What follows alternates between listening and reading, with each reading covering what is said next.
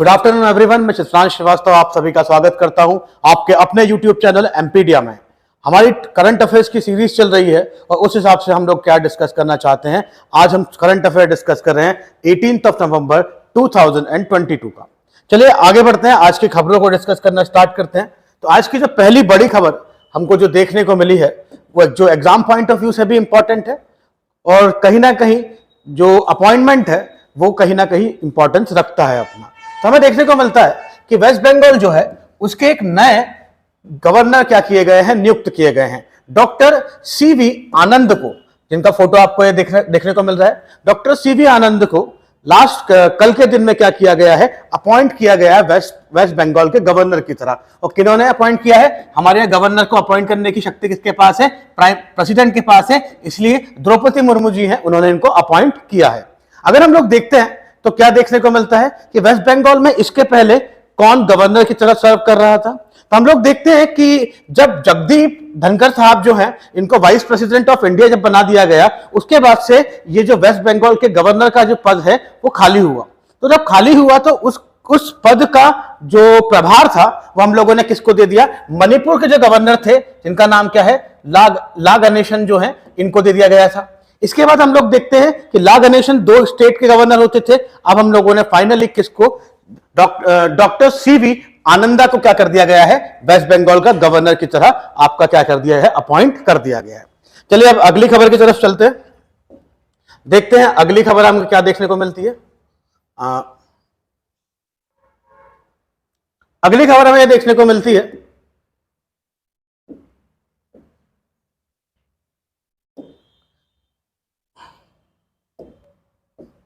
अगली जो हमें खबर देखने को वो मिलती है कि प्रधानमंत्री मोदी ने एक पहले ग्रीनफील्ड एयरपोर्ट को क्या किया है, आपका इनॉग्रेट किया है। कहां पर? अरुणाचल प्रदेश में।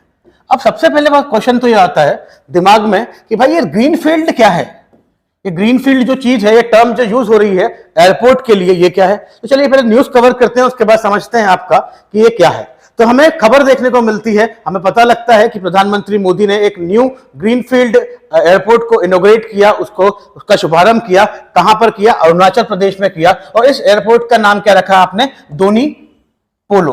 ठीक है, क्या नाम रखा है इसका? दोनी पोलो इस एयरपोर्ट का नाम रखा, जो कि आपका ईटानगर में हमें देखने को मिलेगा। अगर हम लोग देखते हैं तो ये जो पूरा के पूरा जो नाम है दोनी पोलो, इस नाम का भी अपना सिग्निफिकेंस है, अपना रिलेवेंस है, अपना हिस्टोरिकल पार्ट है। एक्चुअली में दोनी जो है वो सन को बोला जाता है और पोलो किसको बोला जाता है? मून को बोला जाता है। इसीलिए इस एयरपोर्ट को सन और मून को डेडिकेट करते हुए क्या नाम रखा गया है? दोनी पोलो आपका क्या रखा गया है, नाम रखा गया है। इसके बाद हम लोग देखते हैं तो इसी के साथ साथ एक और इनॉग्रेशन प्रधानमंत्री मोदी ने किया। प्रधानमंत्री मोदी साहब ने एक और इनॉग्रेशन किया और वो इनॉग्रेशन क्या था? आपका कामेंग हाइड्रो पावर स्टेशन का। कामेंग रिवर है, उसके अंदर दो डैम जो हैं, उसके ऊपर पावर स्टेशन बनाया गया, जिसकी कैपेसिटी कितनी है? 600 वाट है। ठीक है, इसका इनॉग्रेशन भी क्या किया प्रधानमंत्री मोदी जी ने यहां पर आपका कल के दिन में किया है। तो ये हमें खबर मिलती है। अब बात आती है कि ये ग्रीनफील्ड क्या है। जब हम ग्रीन शब्द सुनते हैं ना, तो we are concern about the environment. हमें पता लगता है कि हम क्या करने वाले हैं, आपका इन्वायरमेंट की बात करने वाले हैं। पर साहब अगर हम लोग देखें तो ये ग्रीनफील्ड टर्म आई कहां से है? तो ग्रीनफील्ड जो टर्म है ये बेसिकली आपका सॉफ्टवेयर जो है, ठीक है, सॉफ्टवेयर फील्ड से क्या है, रिलेटेड है। ठीक है, सॉफ्टवेयर के अंदर ग्रीनफील्ड शब्द क्या होता है, यूज में आता है। और बेसिकली इस ग्रीनफील्ड शब्द का मतलब इस एयरपोर्ट के कंसर्न में क्या है, जब आप कोई न्यू स्ट्रक्चर, ठीक है, जब आप कंप्लीटली न्यू स्ट्रक्चर क्या करते हैं, आपका ले करते हैं, बनाते हैं, तो उसको हम क्या बोलते हैं? ग्रीनफील्ड बोलते हैं। जैसे अगर सीधी सी बात है, अगर इंदौर के अंदर लेट इमेजिन करिए एयरपोर्ट नहीं होता और हम लोग क्या करते हैं, इंदौर के अंदर पहला एयरपोर्ट बनाते हैं, ठीक है, तो वो क्या होता है? इंदौर का पहला ग्रीनफील्ड क्या होता? एयरपोर्ट होता। तो इसलिए ग्रीनफील्ड टर्म का मतलब क्या होता है? फर्स्ट। ठीक है, तो पहला आपने क्या किया है, आपका एयरपोर्ट बनाया है ईटानगर के अंदर, जिसे हम दोनी पोलो के नाम से जानेंगे। चलिए आगे बढ़ते हैं और नेक्स्ट स्लाइड को देखते हैं और नेक्स्ट स्लाइड में हमें पता लगेगा कि हम किस बारे में बात करने वाले हैं। तो हमें देखने को मिलेगा अगली स्लाइड के अंदर कि जो आपका हमने बात किया किसके बारे में, हम लोगों ने बात किया किसके बारे में, आपका एक हाइड्रो पावर प्रोजेक्ट के बारे में बात किया। हम लोगों ने क्या बात किया कि अरुणाचल प्रदेश के अंदर पावर हाउस जो है या हाइड्रो पावर स्टेशन को भी इनॉग्रेट किया गया। तो हम बात कर लेते हैं कामेंग हाइड्रो पावर स्टेशन के बारे में। तो हमें देखने को मिलता है कि ये कामेंग रिवर के ऊपर बना हुआ है और कामेंग रिवर की दो ट्राइब्यूटरीज हैं, ठीक है। एक का नाम है बिचोम और दूसरे का नाम है टेंगा रिवर्स। तो बिचोम और टेंगा रिवर्स जो कि किसकी, कामेंग रिवर के ट्राइब्यूटरीज हैं, इनके ऊपर हमने क्या बनाया है आपका, दो इंडिविजुअल डैम बनाए हैं और उन डैम के थ्रू हम लोगों ने क्या किया है आपका अरुणाचल प्रदेश के वेस्ट कामेंग डिस्ट्रिक्ट के अंदर इन दोनों प्रोजेक्ट को स्टार्ट किया है। अगर हम इनकी बात करें तो इनकी अलग अलग कैपेसिटी है। कैपेसिटी की बात करें तो दोनों की कैपेसिटी मिला के कितनी है आपकी, 600 मेगावाट है। और अगर हम इनके कैचमेंट एरिया की बात करें तो समझ में आया कैचमेंट एरिया होता क्या है ना। तो कैचमेंट एरिया क्या होता है, जैसे नदी है तो नदी के आसपास का वो एरिया जिससे नदी को क्या मिल रहा है, नदी का इंपैक्ट देखने को मिल रहा है, जिससे नदी का पानी, नदी से सिंचाई हो सकती है, नदी के पानी का यूज किया जा सकता है, उसे हम बोलते हैं कैचमेंट एरिया। तो अगर हम दोनों रिवर का कैचमेंट एरिया देखें तो देखें 2277 कैचमेंट एरिया किसका देखने को मिल रहा है आपका, बिचोम रिवर का, और दूसरा 1019 किसको देखने को मिल रहा है, टेंगा रिवर का आपको कैचमेंट एरिया देखने को मिल रहा है। तो यह आपका पूरी खबर कंप्लीट होती है, जिसमें हम लोगों ने क्या क्या देखा। हम लोगों ने देखा पहला कि मौर्य साहब ने क्या किया है आपका, एक ग्रीनफील्ड एयरपोर्ट को इनॉग्रेट किया। दूसरा चीज हमने देखा कि उन्होंने एक हाइड्रल पावर प्लांट को क्या किया है आपका, इनॉग्रेट किया है, और वो किस नदी के ऊपर बना हुआ है, उसका क्या यूटिलिटी है वो भी हम क्या कर चुके हैं, डिस्कस कर चुके हैं। चलिए बढ़ते हैं अगली खबर के ऊपर। तो अगला खबर जो हमें देखने को मिलता है वो हमें देखने को मिलता है कहां से आपका, आर्मी से। आर्मी ने क्या किया, आर्मी ने अभी अपना 242nd, ठीक है, 242 कॉर्प्स इंजीनियर्स डे को क्या किया है आपका, सेलिब्रेट किया है, ठीक है। देखिए कब कब की बात है, 18 नवंबर, ठीक है। 18 नवंबर के दिन आर्मी ने, ठीक है, इंडियन आर्मी ने कॉर्प इंजीनियर्स डे को क्या किया है, सेलिब्रेट किया है। कौन सा नंबर है इसका, 242 कॉर्प्स इंजीनियर डे सेलिब्रेट किया है। अभी समझ में नहीं आता है कि कॉर्प्स इंजीनियर्स क्या है ये, या कॉर्प इंजीनियरिंग सर्विसेज क्या है। तो देखिए अगर हम लोग देखें तो ये वो सर्विस है जिसके अंदर हमें क्या देखने को मिलता है, जिसके अंदर हमें देखने को मिलता है कि ये एक कॉम्बैट इंजीनियरिंग सपोर्ट है, ठीक है, जिसका मेन काम क्या है, जिसका मेन काम क्या है, सिविल इंफ्रास्ट्रक्चर को डेवलप करना, ठीक है। तो देख लेते हैं क्या है। तो देखिए the Corp engineer provide combat engineering support, develop infrastructure को डेवलप करता है, जैसे सिविल वर्क का मैंने अभी हाल बोला। साथ साथ में ये क्या करता है आपका, ऑर्गेनाइजेशन और मेंटेनेंस ऑफ कनेक्टिविटी, मतलब रोड का जो है ना, उसको भी इंश्योर करने की बात करता है। तो ये अगली खबर थी जिसमें अपन ने देखा कि कॉर्प इंजीनियर्स डे हम लोगों ने मनाया, वो भी 242nd वार, ठीक है। आगे बढ़ते हैं अगली तरफ, अगला न्यूज कवर करते हैं। तो अगली खबर की तरफ हम बढ़ते हैं तो हमें देखने को मिलता है कि नेक्स्ट न्यूज क्या है आपकी, नेक्स्ट न्यूज ये है कि जो ओएनजीसी है, ठीक है, उसके एक्स हेड जो हैं, जिनका नाम क्या था आपका, अरुण कुमार साहब, ठीक है। अरुण कुमार सिंह जो साहब थे वो पहले क्या थे आपका, ओएनजीसी के हेड हुआ करते थे। उनको बीपीसीएल ने क्या कर दिया है, अरुण कुमार सिंह को बीपीसीएल मतलब Bharat petrol corporation limited, ONGC मतलब oil and natural gas corporation, ये दोनों फुल फॉर्म हो गए। तो बीपीसीएल जो है उन्होंने अरुण कुमार साहब को क्या किया है आपका, अपना नया चेयरमैन नियुक्त किया है।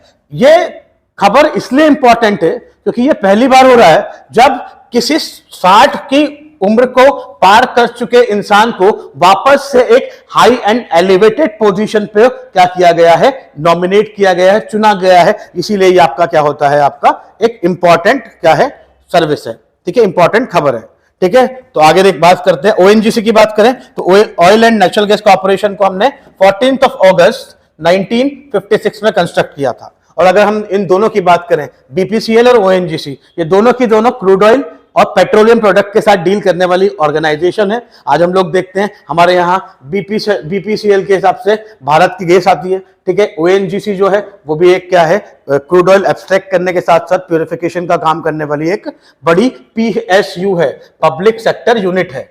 पब्लिक सेक्टर यूनिट मतलब जो ऑर्गेनाइजेशन गवर्नमेंट के कंट्रोल में होता है, मतलब अगर 100% इसकी इक्विटी है, मतलब 100% ओनरशिप में है, तो कहीं ना कहीं 51% इसका शेयर किसके पास होगा, सरकार के पास होगा। मतलब इस ऑर्गेनाइजेशन का इन ऑर्गेनाइजेशन का ओनरशिप किसके पास है? सरकार के पास है। चलिए आगे बढ़ते हैं। अगली खबर हमें जो देखने को मिल रही है वो स्पोर्ट्स से मिल रही है। वो कहां से मिल रही है? पैरा ओलंपिक से मिल रही है। पैरा ओलंपिक की खबर ये देखने को मिलती है कि इंटरनेशनल पैरा ओलंपिक कमिटी जो है उसने क्या किया है, आपका नेशनल पैरा ओलंपिक कमिटी जो है किन दो नेशंस की, टू नेशंस की क्या नेशनल पैरा ओलंपिक कमिटीज को क्या कर दिया? सस्पेंड कर दिया है। और वो दो नेशन कौन से हैं? पहला है रशिया और दूसरा क्या है? बेलारूस। अब इन्होंने अगर हम लोग देखें तो ये खत्म क्यों किया गया, इसे सस्पेंड क्यों किया गया, इसे हटाया क्यों गया, उसके पीछे रीजन है। अगर हम लोग देखते हैं तो कोई भी एक बॉडी होती है जो क्या करती है, किसी चीज को रेगुलेट करती है, तो उसका अपना क्या होता है? कॉन्स्टिट्यूशन होता है, मतलब उसका अपना संविधान होता है। और संविधान में बहुत सारे पॉइंट दिए होते हैं, मतलब उसमें कोड ऑफ कंडक्ट दिए होते हैं, रूल्स एंड रेगुलेशन दिए होते हैं। उसके हिसाब से क्या होता है, उस बॉडी के जुड़े हुए सारे मेंबर्स को काम करना पड़ता है। अब यहां पर अगर हम लोग देखें तो वो बॉडी कौन सी है? International para Olympic committee. और उसके साथ जुड़े जो ऑर्गन्स हैं वो क्या है? नेशनल पैरा ओलंपिक कमिटी, जो कि अलग अलग देशों की होगी। अब यहां पे देखने को मिला कि रशिया और बेलारूस को सस्पेंड किया गया, हटा दिया गया। वो इसलिए हटाया क्योंकि रशिया और बेलारूस क्या नहीं कर रहे थे, वो इसके कॉन्स्टिट्यूशन जो है, इंटरनेशनल पैरा ओलंपिक कमिटी जो है, इसका जो कॉन्स्टिट्यूशन है उसको फॉलो कर नहीं कर पा रहे थे। They are inability to compel with their membership obligations under the IPC constitution. मतलब कहीं ना कहीं उस कॉन्स्टिट्यूशन में दिए हुए प्रावधानों को या प्रोविजंस को ये फॉलो नहीं कर रहे थे, जो कि इंटरनेशनल पैरा ओलंपिक कमिटी को लगा कि ये क्या है, उनकी अवहेलना है। तो उन्होंने क्या कर दिया? इन दोनों को हटा दिया। अब इससे हुआ क्या? इससे हुआ ये कि जो वहां के पैरा एथलीट थे, कहां के?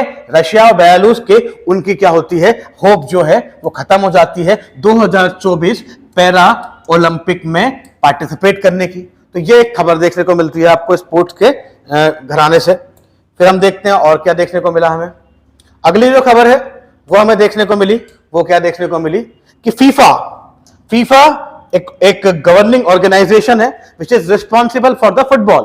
ठीक है, तो फीफा जो है उसके थर्ड टाइम प्रेसिडेंट एक ही आदमी चुने गए। तो इनके तीसरी बार वापस से कौन चुना गया प्रेसिडेंट? इनका नाम है गैनी इन्फेंटिनो। ठीक है, गैनी इन्फेंटिनो को क्या किया है? तीसरी बार फीफा का अध्यक्ष बनाया गया है, चेयरमैन अपॉइंट किया गया है। इनका जो कार्यकाल है, इनका जो टेन्योर है वो 4 साल और क्या हो गया है, आपका इंक्रीज हो गया है। अब हम लोग देखते हैं इनके बारे में बात करते हैं। तो जब पहली बार इन्होंने जीता था 2016 में, तो इनके अगेंस्ट में कितने लोग खड़े हुए थे? 5 लोग खड़े हुए थे। ठीक है, उनको हरा के जीता। उसके बाद ये वापस से रीइलेक्ट हुए 2019 के अंदर, और फाइनली इन्होंने वापस से, अभी इनको चुना गया है 2022 के अंदर, जो कि 2026 तक रहेंगे।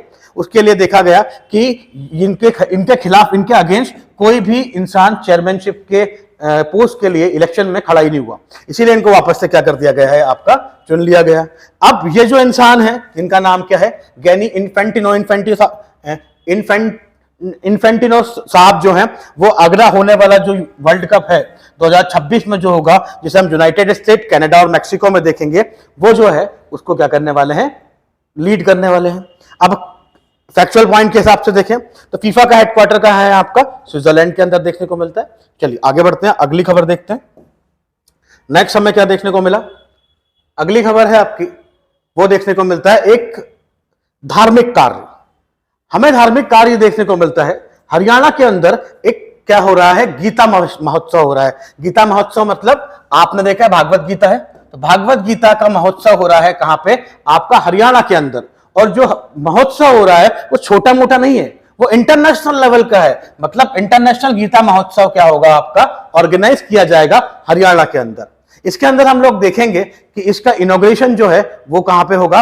वो करेंगी कौन? प्रेसिडेंट द्रौपदी मुर्मू, जो कि इस फेस्टिवल को अटेंड करेंगी। ठीक है, साथ साथ में इस पूरे के पूरे फेस्टिवल के जो चीफ मिनिस्टर मनोहर लाल खट्टर हैं, उन्होंने बोला है कि ये क्या है? ये एक सिर्फ इंटरनेशनल गीता महोत्सव नहीं है, ये क्या है? गीता यज्ञ है ब्रह्म सरोवर। ठीक है, गीता यज्ञ एट ब्रह्म सरोवर है, ऐसा इन्होंने कहा है। ये कब से कब तक रहेगा? तो ये आपका 19 नवंबर से लेकर 6 दिसंबर तक चलेगा, जिसमें आपकी प्रेसिडेंट ऑफ इंडिया भी क्या करेंगी? पार्टिसिपेट करेगी। अब इस गीता महोत्सव के अंदर या इस इंटरनेशनल गीता महोत्सव के अंदर क्या होने वाला है? तो इसमें ऐसा बोला गया है, इसमें क्या किया जाएगा? वर्ल्ड के या इंडिया के अलग अलग कोने से स्कॉलर्स इकट्ठा होंगे और वो लोग क्या करेंगे? गीता के ऊपर उपदेश देंगे, वो लोग गीता के ऊपर बात करेंगे और उनके डिस्कशन को ही क्या बोला गया है? इंटरनेशनल गीता महोत्सव बोला गया है। चलिए आगे बढ़ते हैं, नेक्स्ट खबर को देखते हैं। अगली खबर जो हमें देखने को मिलती है वो क्या देखने को मिलती है आपका? वो देखने को मिलती है, 2 मिनट, वो देखने को मिलती है कि यूनाइटेड नेशन जनरल असेंबली जो है उसने 18 नवंबर को क्या किया है? 18 नवंबर को world day for prevention of child sexual abuse के लिए डिक्लेयर किया है। अब हम देखते हैं क्या है। तो यूनाइटेड नेशन जनरल असेंबली ने 18 नवंबर को डिक्लेयर किया कि 18 नवंबर क्या रहेगा? एक दिन रहेगा जिसके अंदर हम prevention of and healing of the child sexual exploitation, abuse and violence के ऊपर बात करेंगे। अब देखिए बात क्या हो रही है। आज हम लोग बात करते हैं कि भाई सेक्सुअल अब्यूज की, सेक्सुअल अब्यूज, जैसे हम क्राइम की बात करें तो रेप एक सेक्सुअल अब्यूज है, पर जब ये सेक्सुअल अब्यूज, जब ये फिजिकल अब्यूज, चाहे वो मेल के साथ हो चाहे वो फीमेल के साथ हो, अगर वो बच्चों के साथ होने लगे तो वो एक कंसर्न का मैटर है। वो क्या होता है, उस बच्चे की, अगर किसी छोटे बच्चे के साथ सेक्सुअल अब्यूज होता है या उस चाइल्ड के साथ अब्यूज हमें देखने को मिलता है, चाहे वो मेंटल हो, फिजिकल हो, सेक्सुअल हो, किसी भी टाइप का हो, वो उसकी साइकोलॉजी की, उसके माइंड को, उसकी थॉट प्रोसेस को क्या करता है? इंपैक्ट करता है। तो इस चीज से उभरने के लिए ये एक बड़ा कंसर्न देखने को मिला, इसीलिए हम लोग क्या करते हैं, इसके लिए हम लोगों ने एक दिन डिक्लेयर किया जिसको हम 18 नवंबर बोलेंगे। ठीक है, तो ये दूसरी खबर है। अगला आगे बात करते हैं, आगे हमें क्या देखने को मिलता है। नेक्स्ट जो खबर हमें देखने को मिलती है वो देखने को मिलती है कि एक बैंक है जो कहां से बिलोंग करती है? जो बिलोंग करती है आपका जर्मनी से। ठीक है, तो उस बैंक ने इंडिया के अंदर एसबीआई के साथ मिलकर क्या किया है? बहुत सारा पैसा इन्वेस्ट किया है। तो क्या देखने को मिला कि जर्मन एक बैंक है, ठीक है, जिसे हम बोलते हैं जर्मन डेवलपमेंट बैंक, ठीक है, KfW। इसने क्या किया है? एसबीआई के साथ एक क्या किया है? लोन एग्रीमेंट साइन किया है। कितने रुपए का? 150 मिलियन यूरो का। ठीक है, 150 मिलियन यूरो का क्या किया है? आपका एक एग्रीमेंट साइन किया है।